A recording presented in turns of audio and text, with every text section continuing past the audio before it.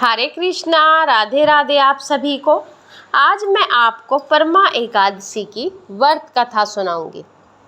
आपको परमा एकादशी का व्रत जो मनुष्य कर लेता है और जो इसकी कथा सुनता है, उसकी जन्मों जन्मों की गरीबी समाप्त हो जाती है और उसको अंत में वैकुंठ धाम गोलोक प्राप्त होता है।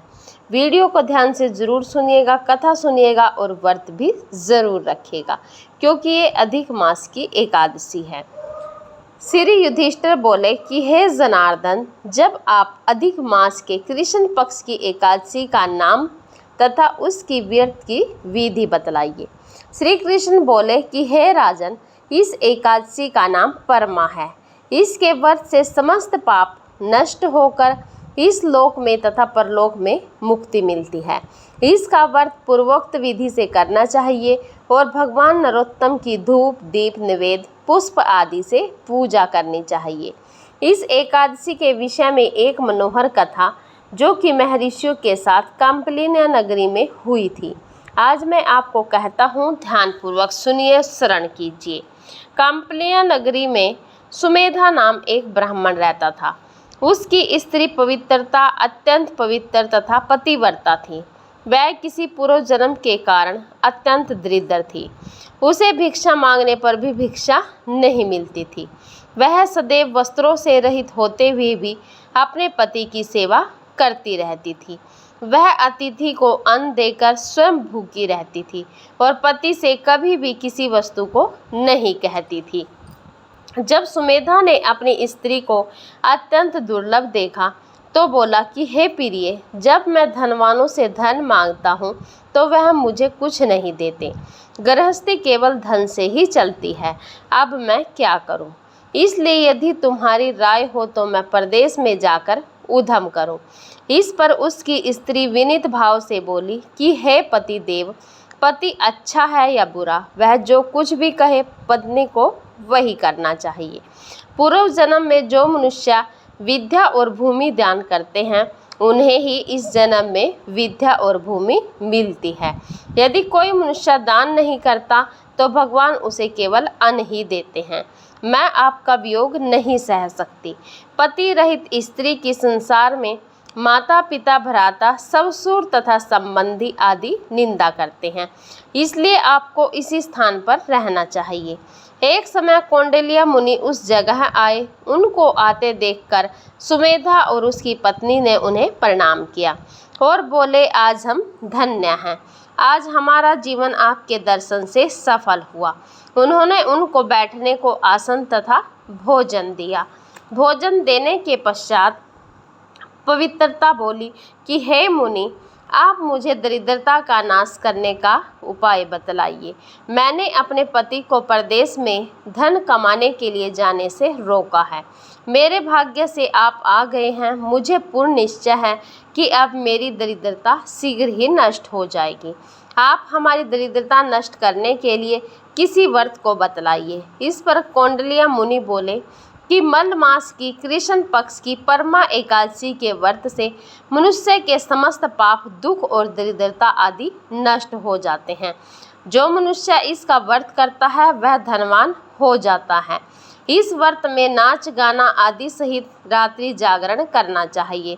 कुबेर को महादेव जी ने इस व्रत के करने से धनाधिपति बना दिया था। इस व्रत के प्रभाव से सत्यवादी महाराज हरिश्चंद्र को पुत्र, स्त्री और राज्य प्राप्त हुआ था। उस मुनि ने उसको एकादशी के व्रत की समस्त विधि कह सुनाई।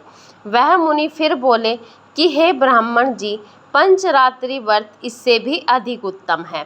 परमा एकादशी के दिन प्रातःकाल नित्य कर्म से निवृत्त होकर विधि पूर्वक पंचरात्रि व्रत आरंभ करना चाहिए। जो मनुष्य 5 दिन तक निर्जल व्रत करते हैं वे अपने माता पिता और स्त्री सहित स्वर्गलोक को जाते हैं। जो 5 दिन तक संध्या को भोजन करते हैं वे स्वर्ग को जाते हैं। जो मनुष्य स्नान करके 5 दिन तक ब्राह्मणों को भोजन कराते हैं, उन्हें समस्त संसार के भोजन कराने का फल मिलता है। इस व्रत में जो घोड़े का दान करते हैं उन्हें तीनों लोकों में दान करने का फल मिलता है। जो मनुष्य उत्तम ब्राह्मण को तिल सहित दान करते हैं वे तिल की संख्या के बराबर विष्णु लोक में जाते हैं।